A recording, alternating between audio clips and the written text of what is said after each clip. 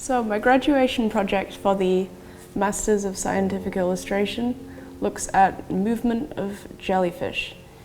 The project illustrates and compares the movement between two different jellyfish species. One is the moon jellyfish, Aurelia aurita, and then the other is called the red-eye jellyfish, Polyorchis penicillatus. So the illustrations illustrate research looking at neural models of how the nerves in the jellyfish activate and how that produces movement, and bringing all that together to make a model of how the jellyfish moves. So the illustrations I needed to make for this are kind of more to show the research to a research community for the schematic illustrations, as well as some more promotional things to make the research visual for a general audience.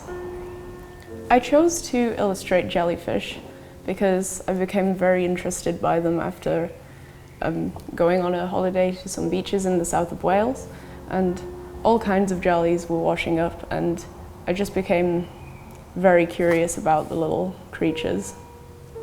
They were very soft and blobby, and then one of my friends was like, "Oh, that's a moon jelly." And then I was thinking, what is a moon jelly? Why are they so cute? And then that led me to the jellyfish project. So for this project, I worked with my external supervisor, Fabian, who is part of a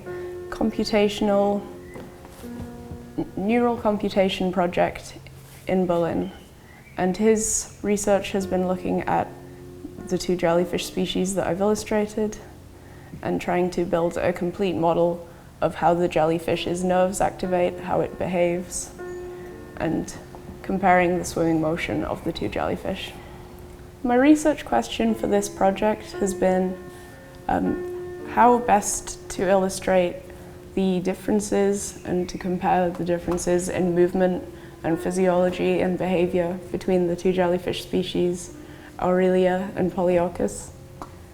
And that kind of means that I was looking at what sort of scientific illustration methods would best suit this comparison, especially because so much of the project was about movement.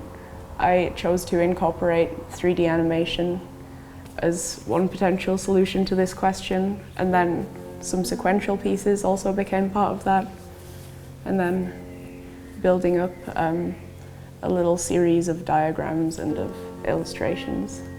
I started with little prior knowledge in biology, so I would read scientific articles in the area, try and get familiar with the physiology of the jelly and stuff about its neuroanatomy and just previous papers that have looked into their movement and similar things.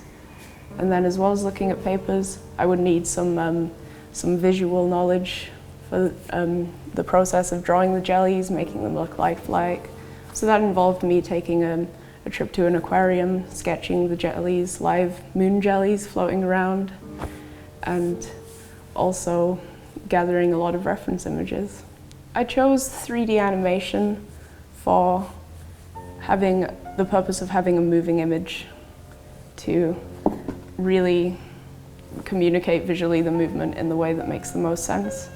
As well as having the 3D animation, I made the 2D illustrations of the jellies, mostly with color pencil on black paper. And the reason I chose to do them against black paper is because of their transparency and showing the fine structures in a way that would make them show off, as opposed to a white background.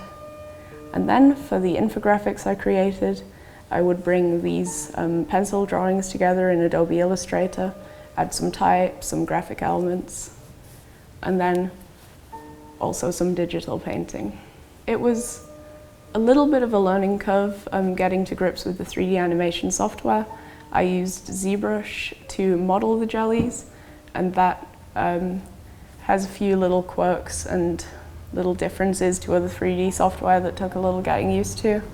And then in Cinema 4D, there was the challenge of having time to render the animation. I think it's important for people to not assume things about jellyfish relating to, yes, they can sting you, yes, they are a little bit annoying to encounter on a beach, but they're also the most efficient swimming animals in the world. And what this research into modelling the jellyfish movement and what my illustrations of that research hope to show to people is that we can learn more from jellies. What I enjoyed the most was seeing the final render of my 3D animation and just watching the little jellies that I'd made swim and then thinking back to seeing those same jellies in the aquarium.